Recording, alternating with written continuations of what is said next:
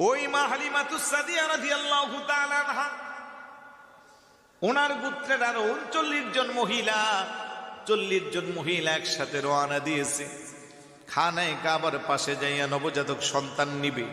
মা হালিমা বলে, রে জগৎবাসী, আমি রওনা দিয়েছি, কিন্তু আমার উটটা, আমার সাওয়ারিটা, আমার ঘোড়াটা বড় দুর্বল ছিল।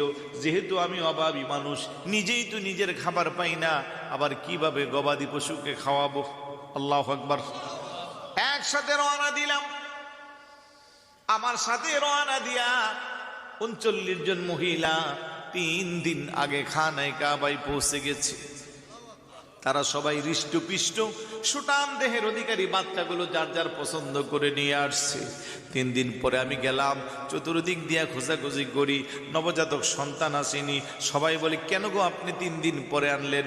3 দিন আগে তো প্রায় 39 জন মহিলা বাচ্চা নিছে। উনি বলে, আমার সাওয়ারি দুর্বল ছিল, আসতে দেরি হয়েছে। চতুর্দিক দিয়া খোঁজাখুঁজি, কোথাও নাই।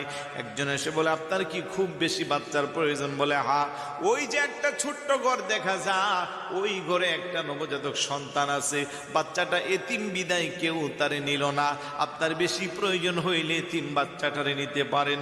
আল্লাহু আকবার বলেন। হযরত হালিমাতুস সাদিয়া রাদিয়াল্লাহু তাআলা আনহা বলে, রে জগৎবাসী, আমি পাগলের মতো ছুটে গেলাম, কারণ তখন আমার মান সম্মানের প্রশ্ন। সাথে 39 জন নিয়ে গেছে, আমি যদি না নিয়ে যাই মান সম্মান নষ্ট হবে। বাড়ির সামনে গেলাম, একজন মুরব্বী জিজ্ঞাসা করে, কোথায় যাচ্ছ? বলে, বাড়িতে। কেন? নবজাতক সন্তানের জন্য। কোথায় থেকে আসছো? বনু সাদ ইবনে বকর গোত্র থেকে। কি তোমার নাম? আমি বললাম, হালিমা। অমনেতি উনি একটা মুস্কি হাসি মারছে, মনে হয় যেন আগ থেকে কেউ নাকি ওনার কাছে মেসেজ দিয়া রাখছে।